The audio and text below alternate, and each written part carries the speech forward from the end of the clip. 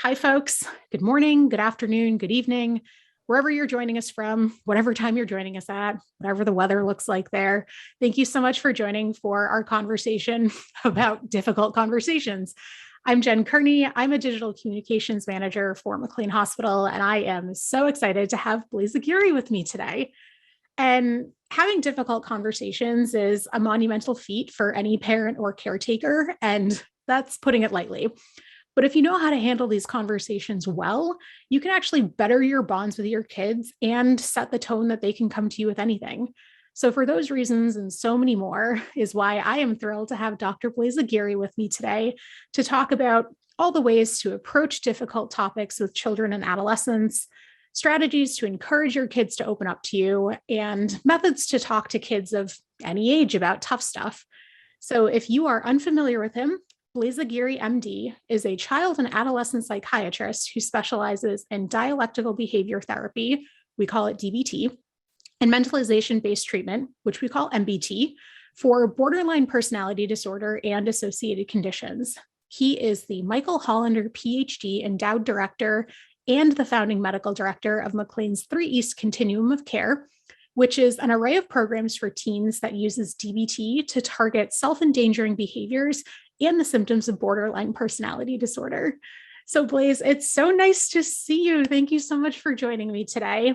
I know that we're going to get a lot of questions, but I want to get started with a nice broad one. What is the value behind having difficult conversations with our kids? Yeah, I've been thinking about this title ever since you sent it to me, and I thought, I can probably answer this more as a parent than as a psychiatrist, and because I think a lot of the stuff that I was taught in psychiatry training is not necessarily something that I use as a parent, and so I think that now. So my answers will be definitely informed by what I've discovered clinically, but more what I've seen just as a parent of 4 teens and now for young adults. So I think that there are many different kinds of conversations that you're going to have with your kids. Some of them are going to be pretty easy, and you sort of think, okay, well, why are those easy? Well, because the topics are maybe fun or maybe something that the child can deal with, but then there are going to be some very difficult conversations. And I often wonder, why is it that parents don't have those difficult conversations with their kids? And often it has to do with the fear of the reaction that a child is going to have. So then what happens is that parents keep those discussions within themselves, and eventually it comes out. And often, unfortunately, it comes out at a time when things might not be going as well, and it's often the wrong time to have that conversation. So from my perspective, the conversation is probably going to be had at some point. And why delay? So if the conversation has to be had, the reason, I think, is to not delay. And the reason I don't want to delay is because the more the delay, maybe the more the behavior continues, maybe more the parent suffers in their mind, worrying about having this conversation. Maybe the timing is wrong. So I think it is better to have the conversation that you have to have sooner than later. I know that you've talked about timing, but are there better environments to initiate these conversations than others? And I know you're a dad. You said you're a dad of 4, right? Yeah. Holy moly. Yeah. So as a dad yourself, what approaches have you found to be successful in initiating these difficult conversations? I'll tell you what hasn't worked for me as a dad, and certainly, even though I'm a child and adolescent psychiatrist, I fall into the same problems that many parents do. And that is, my kids do something that, I've been worried about, and then I get really upset that they've done that thing. And I'm maybe up late at night and I wait for them to come in and I say, hey, I told you I didn't want you to be in, after 12 o'clock or whatever it is. And so what happens is that I am leading from a point of reaction.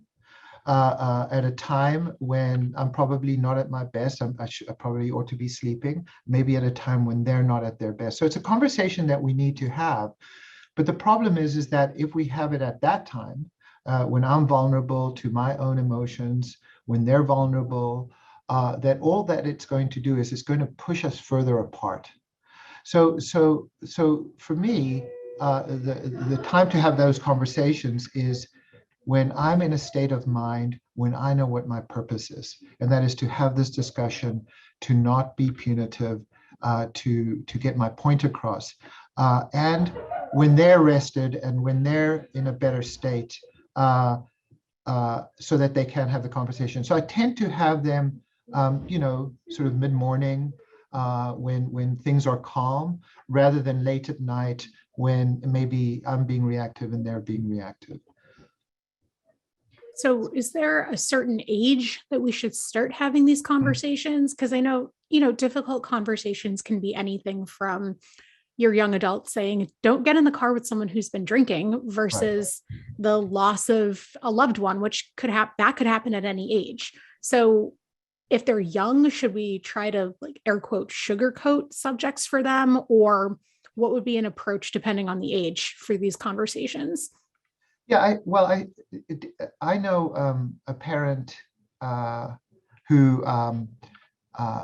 was never told anything as a child. And so what she has done now as a parent is that even from very, very early on, would speak to her 2-year-old child and say, mommy feels this way. And, the child doesn't have the language, the emotional skills to be able to understand necessarily what the parent is saying. So I do think you have to think about your children from a developmental point of view, meaning, what is a child able to handle? It's, telling,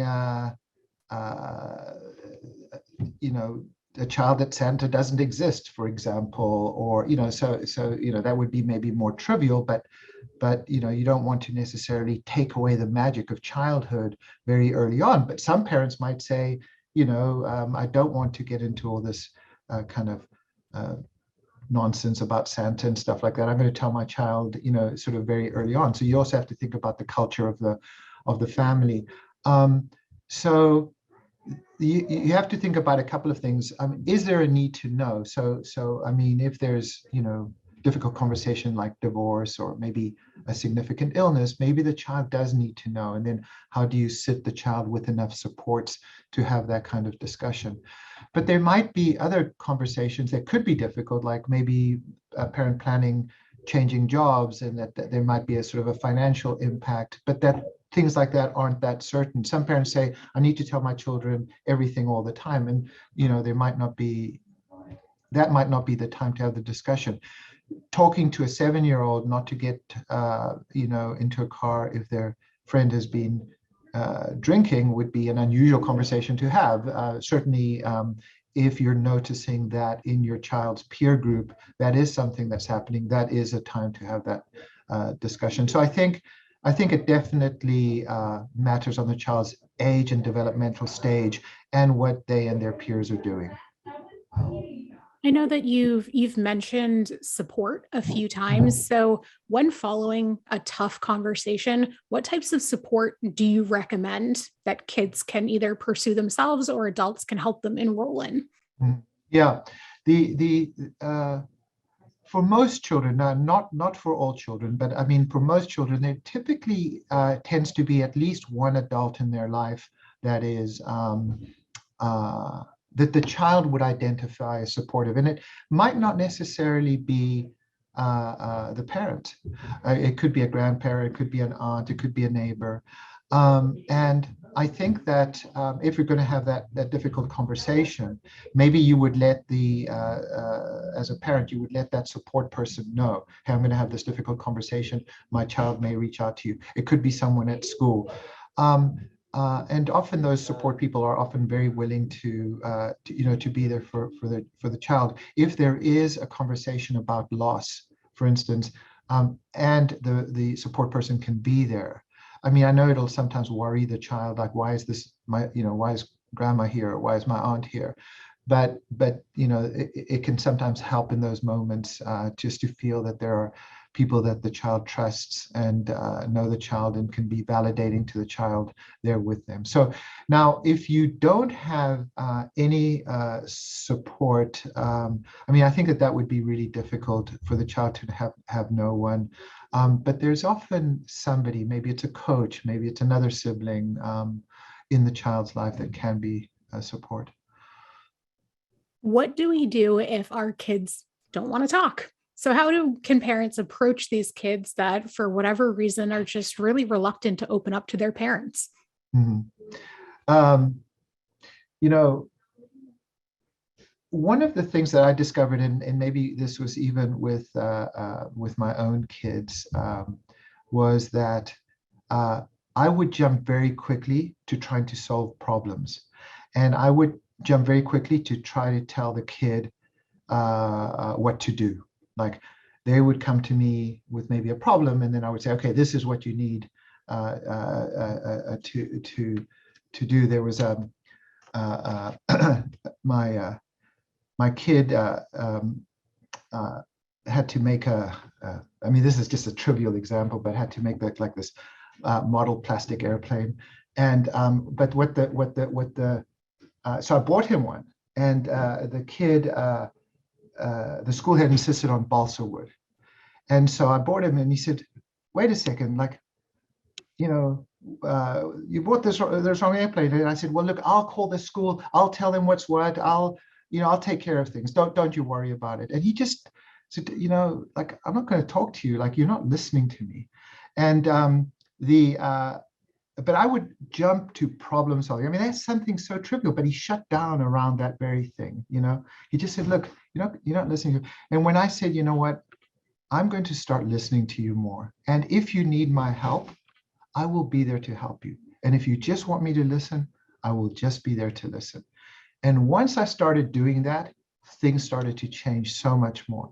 Because we know what to do as parents, but we're not in their lives. And so we're approaching problem solving often through our parents' eye. And most of us who are parents are fixers. We want to fix everything. And it's like, maybe the kid isn't asking for fixing. Maybe the kid is just asking for listening. I think that's a really important point that you brought up, because, a parent's instinct is that they want to solve their children's problems for them. Mm-hmm. So do you think that there may be some reluctance to open up because they're afraid that the parents will try to fix everything rather than just be a sounding board? What a lot of kids tell me is that I've had this situation where parents will say, I don't know what you're going to get out of the interview with my kid, because they're not going to say anything to you. And then they spend hours talking to me, and the parents say, well, how did you do that? And in part it is that listening. So I'll ask the kid, what was different about this conversation? And they'll say, I thought that you were curious about what was going on for me. You didn't seem certain. You didn't seem judgmental. You didn't seem accusatory. And I think that parents worry so much about their kids that how they come across in terms of listening can sound judgmental, can sound non-curious, can sound certain. And I think that if you listen to your child and reinforce your child for actually speaking about the things that are going on, slowly they will begin to open up a little bit more. And it'll be gradual. And it's just and then also just to say to the kid, hey, I really appreciate that you told me about that difficult thing. Let me know if I can help. It's a much better approach than let me tell you what's going on, and this is not good, or this is not that, or this is bad, or something like that. So is there specific language or questions that a parent could ask that would help move the needle from being, I'm overly helping, to just listening and being supportive? I specifically use the language of, first of all, that I want to hear more. It's just tell me more about what's happening. But then more specifically, reflect back to them to say, let me just make sure I got this right. You were in class and, the teacher asked you this, and you felt that was upsetting, and then, you got into it with the teacher, and that was a really difficult situation. Did I get that right? So to reflect back to make sure that you're understanding what your kid is telling you. And then that maybe a situation like that would have been difficult. And then just recognize that could have been difficult. But then very powerfully notice your desire to tell your child, well, you should never be disrespectful to your teachers, or, who is the teacher to speak to you that way?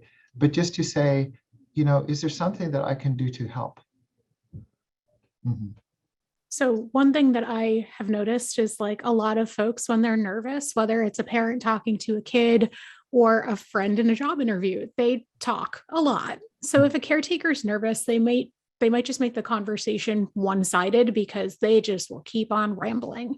So how can we actually help keep conversations as dialogues and not monologues? Yeah, I agree that I think that out of a lot of anxiety comes a lot of preaching, okay? A lot of talking to. And I've certainly noticed in sometimes in family meetings when I've asked the kid to say, well, what did your parent just say? They said, I don't know, I just tuned them out. And so this is where I think, in the same way as I say, like, don't have those difficult conversations late at night when you're emotionally dysregulated. Check in with yourself as to the level of worry and anxiety that you're bringing to the conversation. If you tend to talk more, if you tend to get more anxious, then I think that checking in with yourself and saying, I'm noticing I'm getting anxious. I'm noticing I'm not listening. I'm noticing I'm talking to. And then just, you might even just say to your kid, hey, you know what? I realize I'm just talking a lot. And I don't know if any of this is making sense. So maybe I'll keep quiet and listen a little bit more. Reflect back to your child, your failure in that moment. The children are so forgiving when when the parents admit that that maybe they haven't listened, or maybe they failed. They can be so forgiving, not always, but and so I think they tend to appreciate that when you say that, and then. And notice your own worry, and then I think also for you to figure out what your worry is about. So. Mm-hmm. Do you have any advice for making everybody involved in a difficult conversation feel as comfortable as possible? Or is it something that, like, depending on the topic, is it actually even possible? Here's the thing is I worry a little bit about making everyone as comfortable as possible, because people might be on exactly opposite sides of a discussion. And so making one person comfortable might make another person very, very uncomfortable, and vice versa. And the way I preface this is that, I will recognize that I think that for me, that this is going to be a difficult discussion.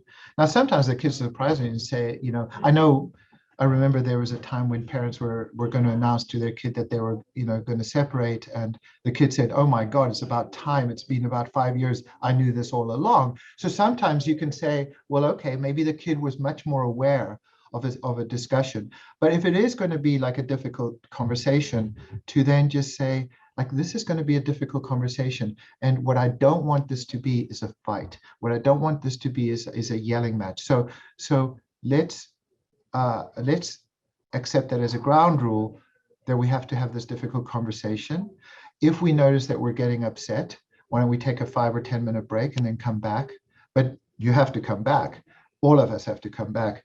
And it's not so much about comfort, but it's about effectiveness. It's about dealing with dignity and with effectiveness through a difficult situation without necessarily blowing up. But I don't know that it's neither necessary nor essential to have people feel comfortable. And by the way, the other thing is this: when kids are able to have these difficult conversations with parents and vice versa, one of the things it teaches them is that they can have difficult conversations, because there are going to be other difficult conversations. They will be parents too. They will be in other situations. They will be in an employment situation, and it's okay, not to treat their kids too much with kid gloves. I do want to address the other side of the coin, which would be instead of a parent, guardian, etc., approaching a kid to talk about a difficult subject, if our kids come to us to talk about difficult things, Mhm. does the same, trying to make people comfortable, acknowledging that discomfort, etc., does that advice still apply, or are there any other methods for keeping our emotions in check? Because I can imagine, depending on what they're coming to us with, it can be really hard to keep a poker face. Right. And I don't know that you should necessarily keep a poker face. Sometimes, one of the things that some of my patients have told me is that their parents are so robotic, that all they do is they keep this poker face, and do they actually have emotions, And I think that authentic responses are key. Like, it may not feel right in the moment, or you may worry that it's going to dysregulate your kid, but that you can have strong emotions and that you can get through those emotions is a much more powerful life lesson than you're a robot. Now, there are certain things, maybe it has to do with who the person's dating, the drugs that they're using, something like that can be a difficult situation, and you may or may not suspect, and then you will have the reaction that you do, and you might just say, wow, this is really tough. I just need like a few moments. Can we get back to this? There are other situations where, I mean, sometimes it has had to do with, well, it could be anything. I mean, gender or sexual identity or life partner, or refusal to go to college, or something like that just takes a parent completely by surprise. And I would just be grateful that my kid is actually coming to me with this thing. And I would also say, hey, listen, I really want to hear you out, but I just need to take a few moments, to maybe even a day, but I promise I'll get back to you. And I would just recognize, how grateful I'd be that the child who has been struggling with something is coming and telling me something. How can we, as parents, educators, adults, listen to young people without personalizing what we're hearing? I know I'm a child, I'm a child of parents. I have heard many times when I was your age, ABC, XYZ, and personalization is a way that you can feel like you're connecting with someone, but it can also make you feel really disconnected at the same time. Yeah, I did that a few times, and my kids pointed out, like, oh, so you smoked weed once? Okay, were you on Snapchat? Were you on Instagram? Did people take pictures? Like, I think we forget that we're individuals, and that each of our experiences uh, are completely different. I mean, our children are not ourselves. They are shaped by their genetics, which includes some of our genes, by their experiences, meaning their friends and what their friends are doing, by their time in history, with social media and other things. And so to equate,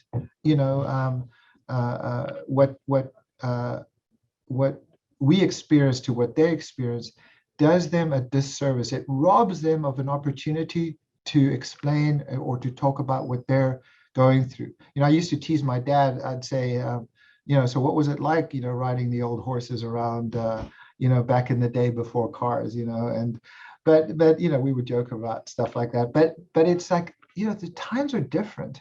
And I think, wow, let me tell you what I did. Let me tell you what happened to me. It robs you of an opportunity to listen, and it robs them of an opportunity to say what they're going through in their time, given who they are in their experience. Do you think that same principle would apply then to if we have more than one kid, talking to them each individually about difficult subjects? Because it seems like the gist of this is that you want to make this a unique, personalized experience for them. Yeah, the great child analyst Winnicott said, "No two children are raised by the same two parents," meaning that first of all, children are different, and that you are different. You as a parent of one child will be different you as a parent of two children, so that things will change, over time. And you might have a child who's very emotionally sensitive, and then other children who are just like whatever.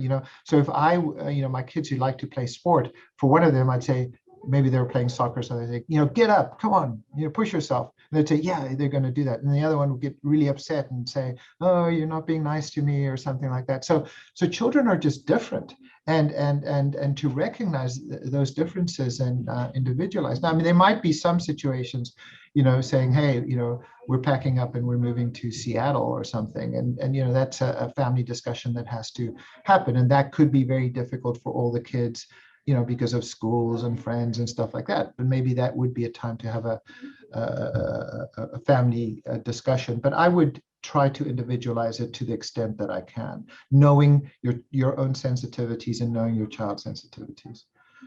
So with the recognition of there being sensitivities all around, do you have any tips around successfully validating young people who are sharing negative feelings about us as being their parents or caretakers?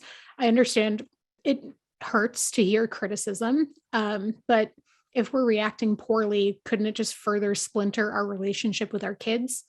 Yeah.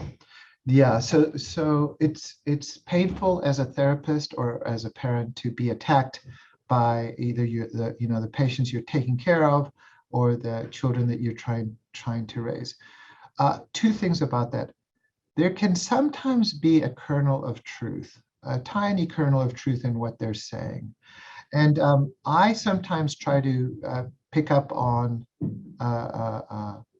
what is going on rather than specific content. Now, if somebody becomes frankly attacking, the most terrible parent that ever existed, it would be very hard for me to have a discussion under those circumstances, feeling attacked. And what I would like, typically that kind of statement would happen under the circumstance of deep emotionality. And then what I think that I would do in those circumstances is say, listen, we got off on the wrong foot. I really want to be of help to you. I want to be able to listen to you, but I didn't. Something got in the way. And it was painful for you to, it's painful when I heard you say that I'm the worst parent ever. And I want to be a better parent. I don't wake up in the morning thinking, how am I going to be a bad parent today? But clearly something didn't work. So can we start again? Can we try again? And can we do so? Neither of us attack the other person. Just listening. How is it that you're finding that the way I'm parenting you isn't helpful to you? My next question for you is actually two-pronged. I'm curious about what parents have expressed to you as being the important conversations that they find the most challenging or they're the most avoidant about. And as a parent, which important conversations have you found to be most challenging and have either considered avoiding or avoided altogether? Yeah. Okay. So I think questions of illness, either physical illness or mental illness, especially if they're pretty significant, maybe the diagnosis of a terminal illness, sharing the diagnosis of a terminal illness, maybe a divorce or a separation that the kid wasn't anticipating, a loss of a job, and a sudden change in the family's financial situation. The insistence that a kid go into maybe longer term treatment, say a residential treatment center, those kinds of things. Then there's other kind of things like, maybe the parent doesn't like the child's romantic partner, the group of friends, drug use. Those are the kinds of conversations that I think parents have had a difficult time having with their kids. And often those are the ones where they come to us and say, how do I have this conversation with my kid? And I think it gets back to one of the earlier questions that you asked, like delaying it too much. Now the parent is in their head, like, how am I going to do this? And worry. And then anticipate a reaction, which sometimes doesn't happen and which sometimes does. Because I suppose for me, because I had many parents tell me about the difficulties in their conversations that they were having, and I would coach them onto how to have them. I realized early on that I couldn't coach parents and having these difficult conversations without myself doing the very same thing. I'm never going to recommend something that I wouldn't do myself. So very early on, I just decided I would have those difficult conversations as soon as necessary, and I, so for me, it wasn't so much not having them or delaying them for long periods of time, but having them at a time when I was regulated and my child seemed regulated.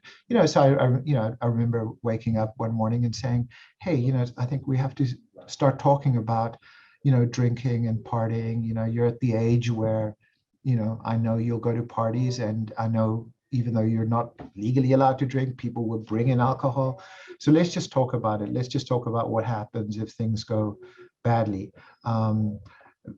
Because I've seen the other side of it where, as I say, like a parent is up late at night and the kid comes home and they've had something to drink, and, oh, this is terrible, and you're grounded for the rest of your life, and, stuff like that, which never works, by the way, because it's not true that they're going to get grounded for the rest of their life. And that's just one of those emotional statements that you feel like saying. So I know that you obviously, as a parent, your kids almost better than they know themselves at times.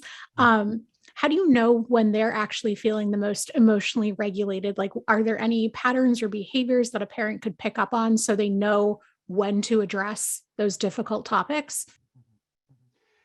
So just as a general rule, and I know that this is true for me, and I know it's true for a lot of emotionally sensitive people, that as the day goes on, and as you accumulate more and more kind of exhausting events, work and other interactions, etc., we tend to, for most people, not all, but for most people, it tends to be more difficult at night as a general rule.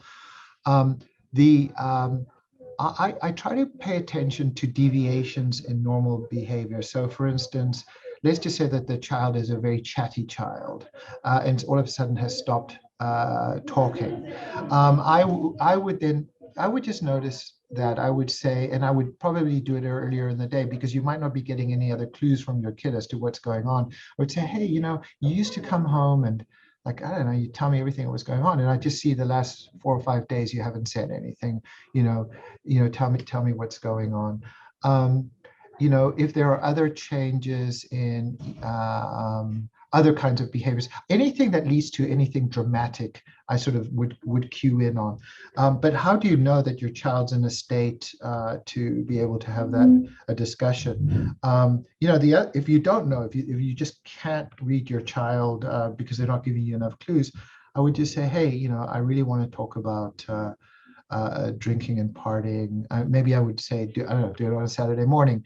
If they then explode, which is why a lot of parents don't want to have those conversations, probably not the right time. However, you've broached the subject and you say, look, this doesn't sound like it's the right time, but we have to have this discussion. And I'm happy for you to let me know when you're ready to have that conversation. Do you need like an hour? Do you need 2 hours? But we really need to. This is a conversation that needs to be had. So if they're ready, fine. If they're not ready, then I would say to them, you tell me when then. But we have to have it, and say, it has to be before the end of the weekend or something like that. Mm-hmm. So if a parent is considering getting ready to have a difficult conversation with their kid, how can we actually prepare to have that chat? And what are some things that we could do in advance of that conversation? Okay, so a couple of things to this one. There's a DBT skill, which we call the COPA head skill.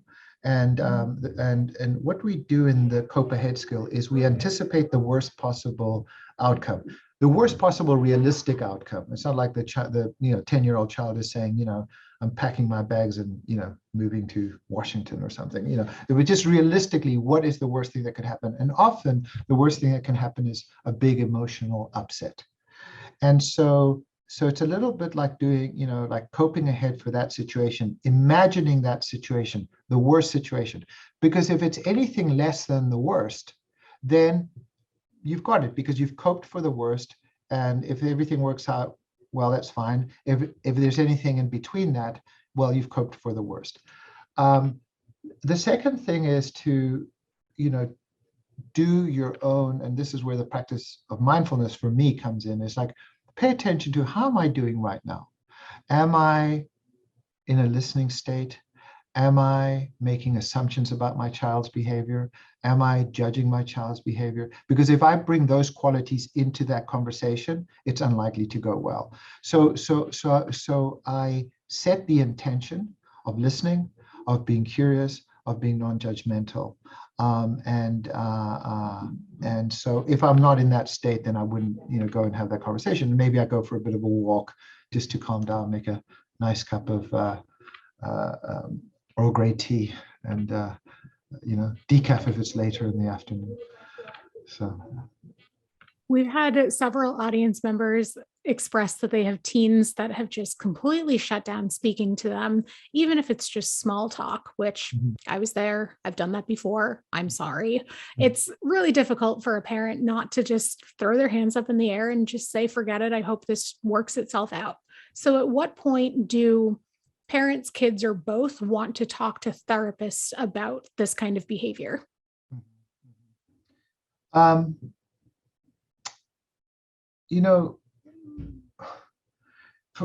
kids who just will not talk to their parents, I found that for many of those kids, for example, as a therapist, that I can have lots of discussions about that, about what's going on for them. So they think, okay, what is going on that they can talk to me, but they cannot talk to their therapist? Now, sometimes you just want to talk to your therapist, but that complete shutting down, it can be really confusing, because it would be much easier to say, you're a judgmental person, and until you stop judging me, I'm not going to talk to you. So, but they're not even telling you what's going on.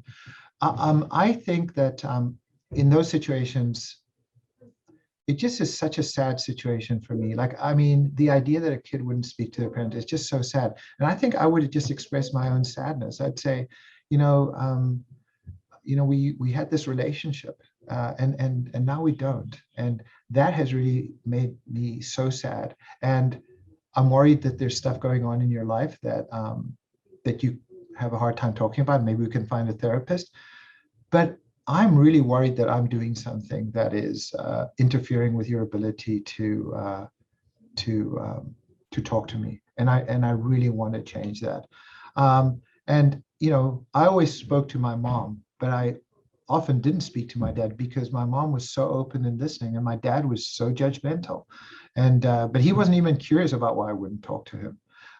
It took years, 50 years before, now we get along much better. But it is that. So I think to observe the change, to notice it, to be saddened by it, and then to say, if there is something about how we're doing things, I'd love to know. I'd love to know more. I'd love to know what it is, and then be open to the discussion. Every time I date someone, you're just critical of the person I'm dating. I experimented with drugs, and you said I was gonna, never succeed in life, etc. Whatever the conversation is, so something that maybe you said, and you might not even be aware of what you've said as a parent, and just be open to listening. I want to address that there is the other side of the coin, where if kids are perceiving that their parents are being hard on them by talking about this tough stuff, there's some children that are just hard on themselves anyway, whether it's grades, sports, social life.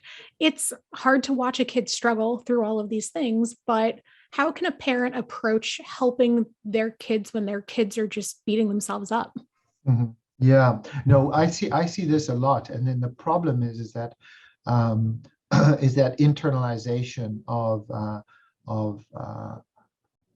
those criticisms as true.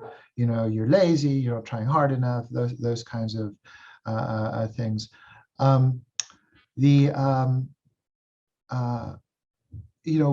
People learn through repetition. And so if there's some kind of repetitive message that a child is getting, eventually over time, they're going to absorb that message, and it'll be integrated in their sense of who they are. And I think, and certainly in the years before I did dialectical behavior therapy, I would sometimes think my patients weren't trying hard enough, that they were being lazy, that they were being, manipulative or attention seeking, without recognizing that at any given point in time, a person is doing the very best that they can, given who they are, given their genetics, given their biology. And so, so if, I mean, you might not think that the criticism or the recommendations that you're giving your child are harsh or critical or judgmental. Maybe you don't see it that way, but you could, one thing that you could say to your child is what I say to you helpful? Does it help you get unstuck? Does it expand you, or does it shut you down even further? And because that's not my goal. And just because something worked for you, I have somebody who's the grandparent was in the army and sort of was a staff sergeant with this person's dad, and and the dad said, yeah, I just got up every morning and I just did what I had to do in a very militaristic style. Well, that worked for that person, but it might not for this person. So when this dad tried it with this patient, it didn't work. It didn't work. And so paying attention, like, wow, this is not working. It's actually distancing us rather than getting us closer together. And notice that distancing, because you don't want distancing from your kids. I know one of the things that you have addressed, like in the previous question, was about for kids that are more internalizing their behaviors and shutting out other folks. We had someone write in saying that their college-age son doesn't leave the house. He's actually been home for 4 years, has cut off all of his friends, is on medication and in therapy. But what can they do as a parent to engage with him and vice versa? Because he's just not talking to them. Mm-hmm, mm-hmm.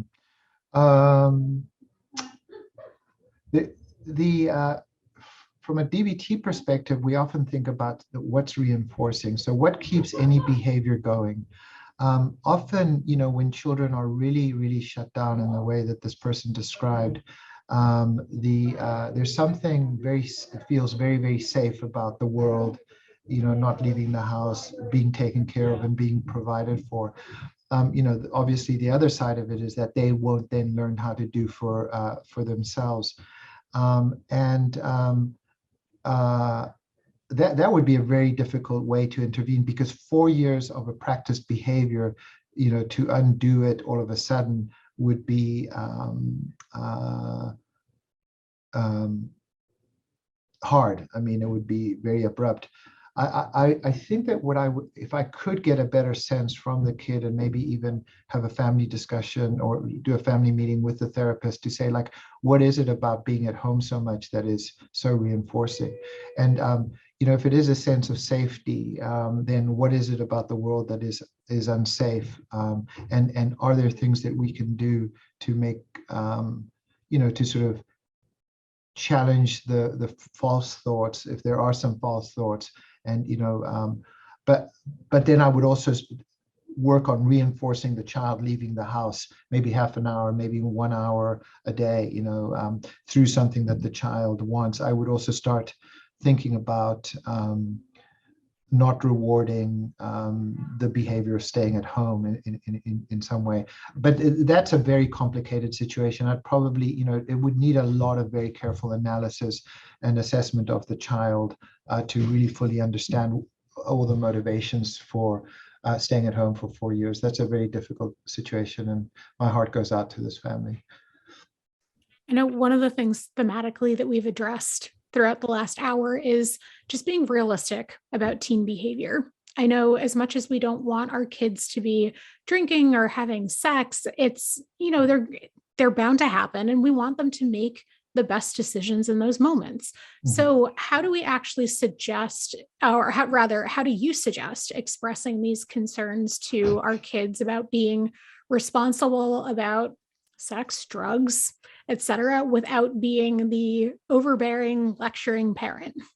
There was a very interesting study in Holland, and Holland tends to have the lowest rate of teen pregnancy anywhere in the Western world. And one of the things that happens is that this is just an example, is that parents allow for their children to have their romantic partners stay with them in their house, under certain circumstances. Not that somebody can, okay, this is my new girlfriend, this is my new boyfriend, like every 3 days, but just like, and and they have open discussions about this. Now, if we're trying to, so for example, tackle teen pregnancy, it's a really interesting idea. How does that happen? And partly it's because, they realize that they said, whether you talk to your children about sex or not, children are having sex. I mean, and by children, I mean, kids under 18. I mean, it's to deny that that is something that's happening for many kids is just, is a delusion. So to have that discussion about how are you respectful, how are you compassionate, how are you thoughtful about sex. Now, they may not necessarily want to talk about it with you, but if I mean, I had a parent who said, I just told my kid that he had to stop having sex. I said, well, what happened? He says, well, he stops having sex. I said, that's remarkable. And then his mom came in the next week and said, that's not what happened. She said, you can't have sex. He told her I won't have sex. And then he was at the girlfriend's house having sex. So the idea that, you can shut the conversation down is not useful, because that's not the way that teens work. And I think it's like having an open conversation. Now, there are also many, many teens who aren't having sex and who aren't doing drugs, and that their issues are school avoidance, or or who are being bullied, or other things like that. It's not just about sex and drugs. There are other difficult conversations that need to be had, and but it's just like a general openness to any of these conversations, and not to get to preachy and judgmental about them.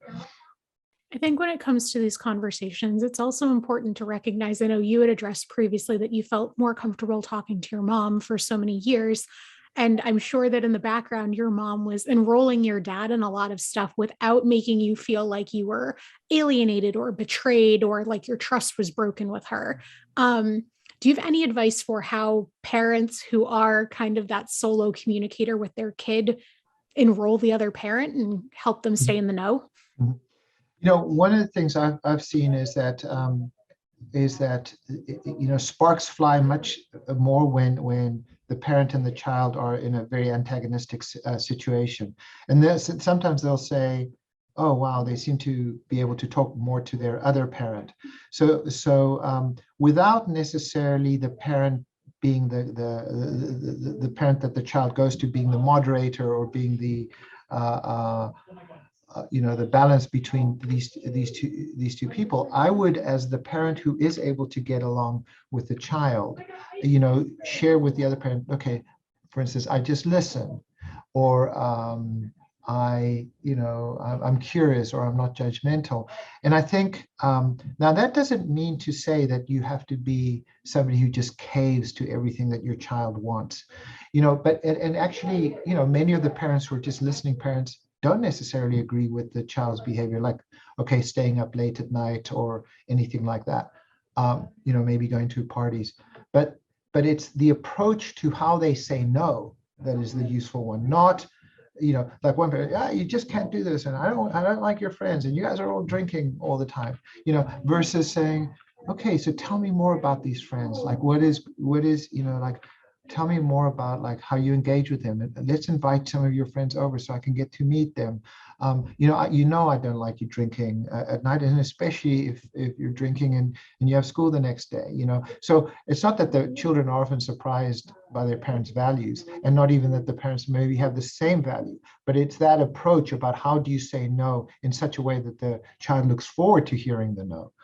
Sort of a diplomacy, rather than saying, oh, here he goes again, preaching about when he was a kid, etc. One of the things that's really difficult to talk about with kids, and we've alluded to this already, is getting them enrolled in therapy or engaging with a mental health specialist. Yeah. Do you have advice for engaging these kids who are technically still under our guardianship? So we could force them into it, but we'd rather have them be interested in seeking mental health treatment. Any tips for parents on that? Well, I can say this, that there have been many kids who, when they come to our form of treatment, DBT, generally by the time they get to our form of treatment, it's because other treatments haven't worked. So so then they say, oh, here we go again. They're recommending therapy. I've been in therapy before. I talk about my problems. Nothing ever changes. So first of all, is to differentiate between different types of therapy. If I want to learn how to rock climb, but somebody sends me to basketball camp, I'm not going to learn how to rock climb. But if that's what I want to do, I want to go to rock climbing camp. So if somebody says, I've got difficult emotions, I want to learn how to regulate those emotions. I have difficult relationships, I want to learn how to regulate, then go to a therapy that does those things. Somebody says, I've got ADHD, I want a therapy for ADHD. Well, that might be more medication. I have bipolar. Then so not one size fits all. It's not like, oh, we're going to send you to a therapist and then another therapist and another therapist. How do they differentiate? How do they, how does it make sense for the child to say yes, by mapping the therapist's skill set to what the child is asking for? So you could say, to your child, it's like, okay, maybe just simply going and talking about your problems hasn't helped. For a lot of people, it can help, but maybe for you, it hasn't. But I realize it's because we weren't addressing the thing that you were talking about, which is like how to control your emotions, in which case, oh, we have a therapy that is for controlling emotions. So mapping what the kid is asking for with the therapist's skill set. Any resources that you can think of that would be beneficial for parents, educators, any folks tuning in to help them learn more about initiating and navigating difficult conversations? I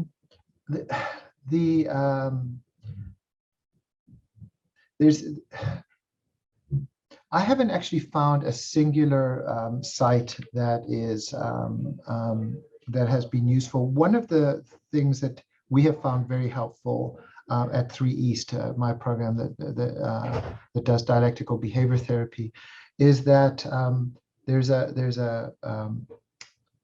the National Education Alliance for Borderline Personality Disorder has this program called Family Connections, and that is parents helping other parents. And one of the things that I like about this Family Connections model is that for a lot of parents, they can think, oh my God, here's the therapist telling me what to do. But families helping other families seems to work really, really well. Now, and so the Family Connections model for kids who are emotionally ultra sensitive seems to have worked really well for those parents. I just don't know if there are, that kind of equivalent for families whose maybe kids don't have as severe a problem. But certainly if you have a kid who is maybe really struggling with suicidality or with strong emotions, maybe some self-injury, destructive behavior, and is really suffering, that a program like Family Connections would be useful. Well, Blaise, I think this is a really good way to wrap up the conversation. I just want to say thank you so much for joining me. I think it's so remarkable how you've made a subject like difficult conversations seem so easy and so approachable just based on your speaking style, your knowledge, your engagement. So just thank you so much for joining me to talk all about this. And if anybody is tuning in, thank you for joining. And this actually concludes our session about difficult conversations. Until next time, be nice to one another, but most importantly, be nice to yourself. Thanks again, Blaise. Have a great day, everyone. Okay, bye-bye.